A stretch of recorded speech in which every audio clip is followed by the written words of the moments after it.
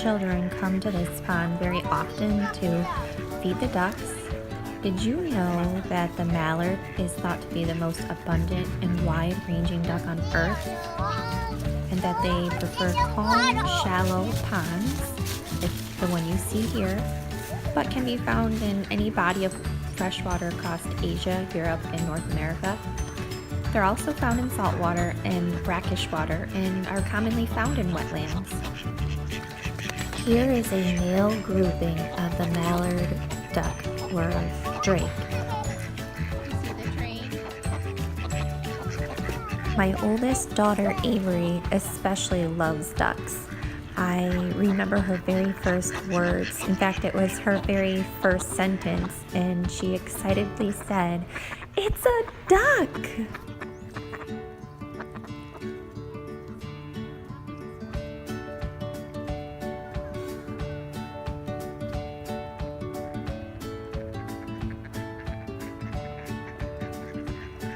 The male mallard, or drake, is distinctively colored.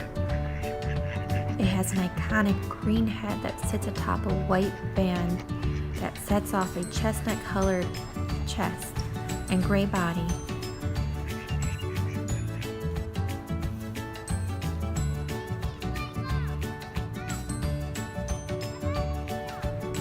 The female mallard is sort of a drab brown color, but does sport some iridescent purple-blue wing feathers, which are visible as a patch on their sides.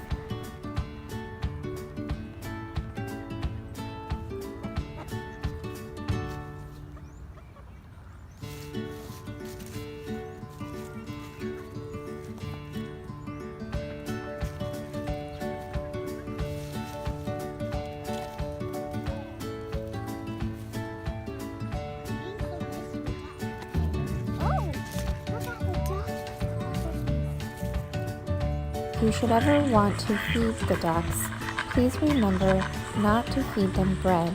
It is often a cause for metabolic conditions.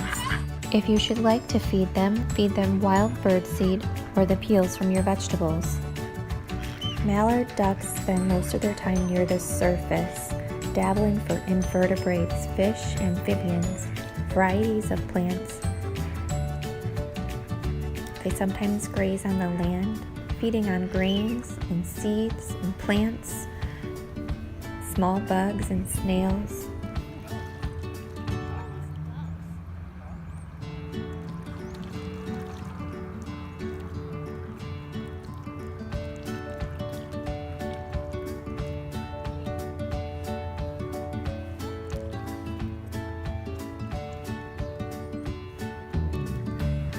Mated pairs migrate to and breed in the northern parts of the range. They build nests on the ground or in a protected cavity. They normally lay about a dozen eggs, and the incubation period lasts just under a month. Once the incubation period is over, the male abandons the nest and joins a flock of other males.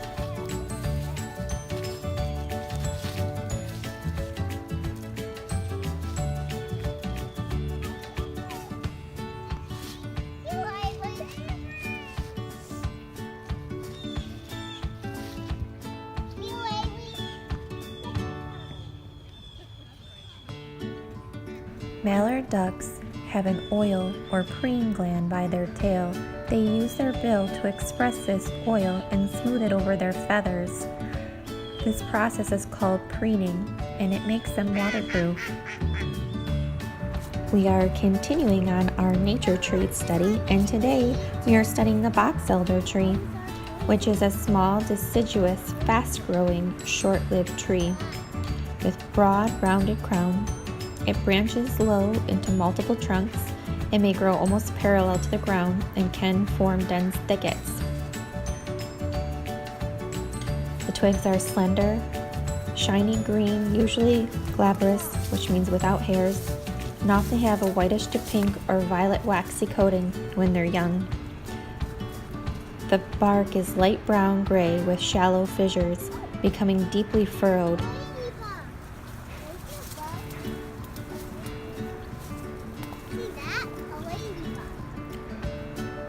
The leaves are opposite, pinnately compound with 3 to 9 leaflets, long pointed, coarsely toothed, and often shallowly lobed. Thank you for watching. Please like, subscribe, share, and leave some feedback.